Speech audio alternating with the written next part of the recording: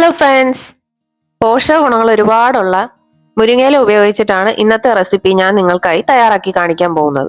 വളരെ സിമ്പിൾ ആയിട്ട് തയ്യാറാക്കാൻ പറ്റിയ ഒരു കറിയാണ് ഞാൻ ഇവിടെ തയ്യാറാക്കി കാണിക്കാൻ പോകുന്നത്. വീഡിയോയിലേക്ക് പോകുന്നതിന് മുമ്പ് ഈ ചാനൽ നിങ്ങൾ ആദ്യമായിട്ടാണ് കാണുന്നതെങ്കിൽ മറക്കാതെ ഈ ചാനൽ സബ്സ്ക്രൈബ് ചെയ്തേക്കുക, ബെൽ ഐക്കണും പ്രസ് ചെയ്തേക്കുക. കറി തയ്യാറാക്കുന്നതിനായി ആദ്യം ഒരു പാത്രം സ്റ്റവിലേക്ക് വെച്ചു കൊടുക്കുക. പാത്രത്തിലേക്ക് 3 ടേബിൾ സ്പൂൺ വെളിച്ചെണ്ണ ചേർത്ത് കൊടുക്കുക.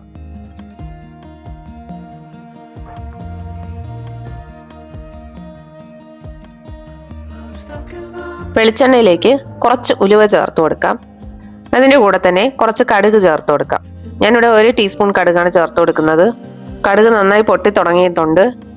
ഇനി പൊട്ടി തുടങ്ങിയ കടുകിലേക്ക് ഒരു 5-6 ചെറിയ ഉള്ളി ചേർത്ത് കൊടുക്കാം. കറിവേപ്പില ചേർത്ത് കൊടുത്തതിന് ശേഷം അതിലേക്ക് ഞാനിവിടെ 1 പച്ചമുളകാണ് ചേർക്കുന്നത്. ഇത് നല്ല എരിവുള്ള പച്ചമുളകാണ്.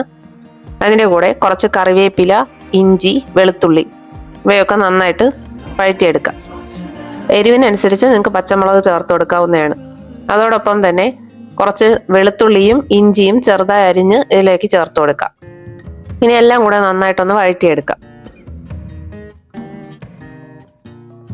നന്നായിട്ട് വഴന്നു വന്നിട്ടുണ്ട്. ഈ സമയത്ത് 1/4 ടീസ്പൂൺ മഞ്ഞൾപ്പൊടി ചേർത്ത് കൊടുക്കാം. 1/4 ടീസ്പൂൺ ജീരക പൊടിച്ചത് ചേർത്ത് കൊടുക്കാം. ചെറിയ ജീരകമാണ് പൊടിച്ച് ചേർക്കേണ്ടത്. ഇനി ഇവിടെ പച്ചമണം മാറുന്ന വരെ ഒന്ന് വഴറ്റിയെടുക്കാം.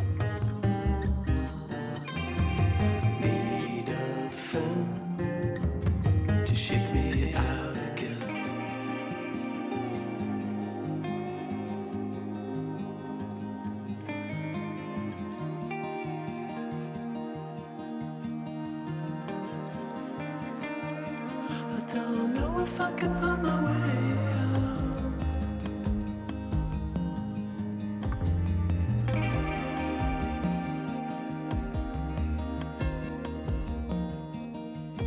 In this tiny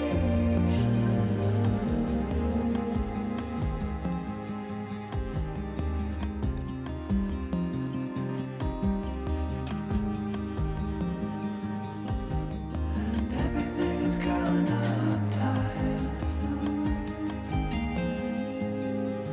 പൊടികൾ ചേർത്ത് കൊടുക്കുമ്പോൾ എപ്പോഴും തീ ലോ ഫ്ലെയിമിലായിരിക്കണം. അല്ലാന്നുണ്ടെങ്കിൽ പൊടികൾ കരിഞ്ഞു പോകാൻ ചാൻസ് ഉണ്ട്. ഇപ്പോൾ പൊടികളുടെ പച്ച മണമൊക്കെ മാറി വന്നിട്ടുണ്ട്. ഇതിലേക്ക് ഇനി നമ്മുടെ മെയിൻ ഇൻഗ്രീഡിയൻ്റ് ആയിട്ടുള്ള മുരിങ്ങയില ചേർത്ത് കൊടുക്കാം. ഞാനിവിടെ കഴുകി വൃത്തിയാക്കി മാറ്റി വെച്ചിരുന്ന മുരിങ്ങയിലയാണ് ഇപ്പോൾ ഇതിലേക്ക് ചേർത്ത് കൊടുക്കുന്നത്. മുരിങ്ങയില ആയതുകൊണ്ട് തന്നെ പെട്ടെന്ന് വെന്ത് കിട്ടും. ഇത് വഴന്ന് വരുമ്പോഴേക്കും ഇത്രയും ക്വാണ്ടിറ്റി ഒന്നും കാണില്ല. അതിൻ്റെ അളവ് കുറയുക തന്നെ ചെയ്യും. ഇനി നന്നായിട്ടൊന്ന് മിക്സ് ചെയ്ത് കൊടുക്കുക. മസാലയും മുരിങ്ങയിലയും ഒക്കെ നന്നായിട്ടൊന്ന് മിക്സ് ആവണം.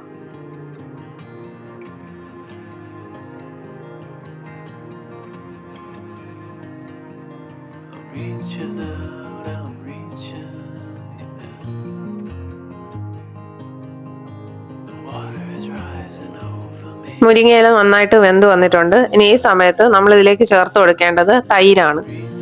ഞാനിവിടെ കുറച്ച് കട്ട തൈര് എടുത്ത് മാറ്റി വെച്ചിട്ടുണ്ട്. അതിലേക്ക് കുറച്ച് വെള്ളം ചേർത്തിട്ട് നന്നായിട്ട് ഒന്ന് അടിച്ചെടുക്കണം. ഒട്ടും കട്ടകളില്ലാതെ അടിച്ചെടുക്കണം. ഒരുപാടൊന്നും വെള്ളം ചേർക്കേണ്ട കാര്യമില്ല. കുറച്ച് തിക്കായിട്ട് തന്നെ ഇരിക്കണം. കറി ഒരുപാട് ലൂസായി പോകാൻ പാടില്ല.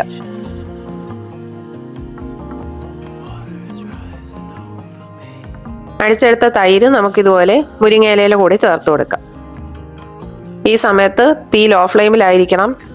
ഈ തൈര് ഒഴിച്ചു കൊടുത്തതിന് ശേഷം ഇത് തിളയ്ക്കാനൊന്നും പാടില്ല. തിളച്ചു കഴിഞ്ഞാൽ കറിയുടെ ടേസ്റ്റ് തന്നെ മാറിപ്പോവും, പിരിഞ്ഞു പോവും കേട്ടോ തൈര്.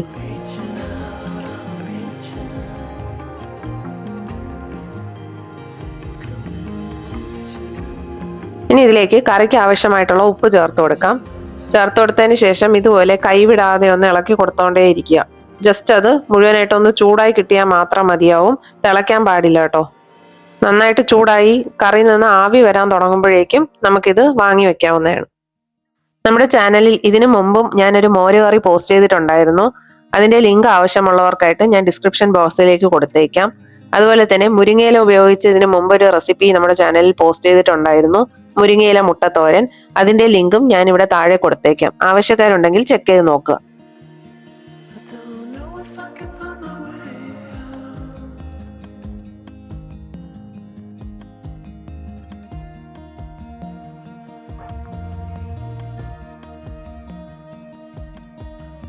Stuck in a prisoner. അപ്പോൾ നല്ല ഹെൽത്തി ആയിട്ടുള്ള മുരിങ്ങയില കൊണ്ടുള്ള മോര് കറി ഇവിടെ തയ്യാറായിട്ടുണ്ട്. ഇത് ചോറിന്റെ കൂടെ ഇതും കൂട്ടി കഴിക്കുമ്പോഴേക്കും കൂടെ കുറച്ച് പപ്പടം അച്ചാറൊക്കെ ഉണ്ടെങ്കിൽ കഴിക്കാൻ നല്ല രസമാണ് കേട്ടോ. അപ്പോൾ നിങ്ങൾ എല്ലാവർക്കും ഈ വീഡിയോ ഇഷ്ടമായെന്ന് കരുതുന്നു. നിങ്ങൾ ഇതെല്ലാവരും വീട്ടിലൊന്ന് ട്രൈ ചെയ്ത് നോക്കുക.